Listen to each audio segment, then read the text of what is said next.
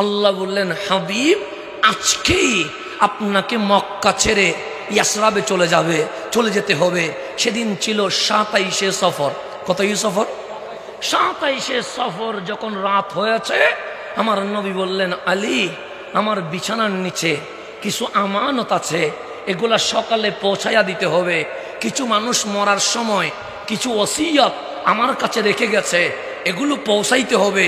তুমি কাল সকালে আমানত ওসিয়ত পৌঁছায়া মদিনায় চলে আসবা, আর আমি আমার আবু বকরকে নিয়ে মক্কা থেকে মদিনায় রওনা হইলাম। সাথে আছে ওনার নাম কি? আবু সিদ্দিক রাদিয়াল্লাহু তাআলা।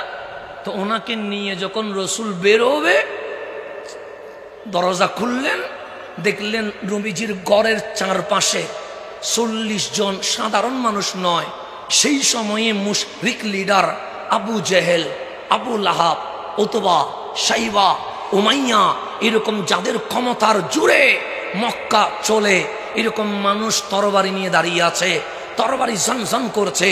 একজন আরেকজনকে বলছে, মুসলমানের নবী ঘর থেকে বের হইতে দেরি, এক কূপ মারবো, কল্লা চলে যাবে একদিকে, শরীর চলে যাবে আরেকদিকে। আমার রসুল বললেন, আবু বকর পিছনে, আলী পিছনে। সৈয়দুনা আবু বকর, সৈয়দুনা আলী দুইজনে বললেন, ইয়া রাসূলুল্লাহ, সামনে বিপদ মনে হচ্ছে, আপনি পিছনে আসেন, আমরা সামনে যাই। কেন? নবীর কদমে জান দেওয়ার সুযোগ বারবার আসবে না, এবার যখন এসে গেছে, আমরা নবীর জন্য হাসতে হাসতে জান দিতে রাজি আছি। আমার নবী বললেন, এখন জান দেওয়া লাগবে না। কেন? এই ইসলাম কায়েম করার জন্য আবু বকরকেও লাগবে, আলীকেও লাগবে। আজকে যদি জান দিয়ে দেয়, ইসলামের বিজয় আসবে কেমনে? আমার নবী বলে, আমি সামলাইয়া ফেলবো। আমার রসুল ডান হাত মোবারক নিচের দিকে দিলেন, এক মুষ্টি বালি নিলেন। কয় মুষ্টি? এক মুষ্টি থেকে 1 কেজি নিবে, হাফ কেজি, 1 ফা। এরকম যদি করে মারে, কয়জনের চোখে পড়বে? 2 জন, 3 জন, 5 জন, এর চেয়ে বেশি পড়বে?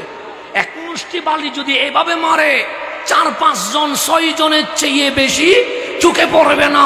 কিন্তু আমার নবী এক মুষ্টি বালি নিলেন, এইভাবে মারলেন, একদিকে 40 জনের 80 চোখে বালি পড়ে গেছে। কয় জনের? কয় চোখে? তো ওরা চোখ কসলাইতে আছে। আমার রসুল আবু বকরকে নিয়ে বের হইয়া অনেক দূরে চলে গেছে।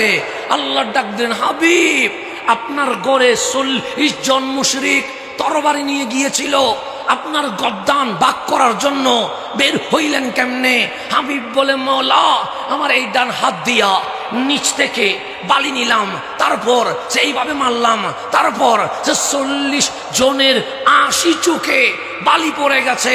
ওই বালি কসলাইতেছে, আর আমি নবী বের হয়ে গেছি, অনেক দূরে চলে এসেছি, এখনো তাদের চোখে বালি রয়ে গেছে।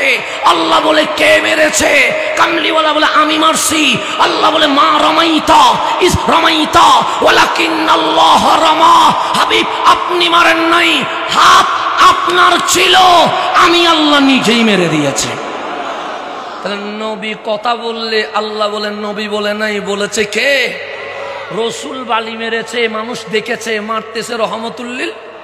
হাত টাকার নবীর, হাত টাকার নবীর, নিচে হইছে কে? নবীয়ে। বালি নিচে কে? নবীয়ে। এরকম মারছে কে? রসুলে।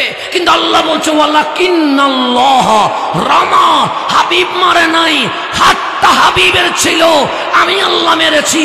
তা আল্লাহ এই 2 আয়াতের মাধ্যমে উম্মতে মুহাম্মাদিকে মেসেজ দিচ্ছে, নবীর শানে বেয়াদবি করিও না, নবীর প্রতি আঙ্গুল তুলিও না। কেন? আঙ্গুল যদি নবীর দিকে যায়, তা নবীর দিকে থাকে না, তা আল্লাহর দিকে চলে যায়। কথা ঠিক কিনা? নবীর শানে বেয়াদবি করলে কার দিকে চলে যায়?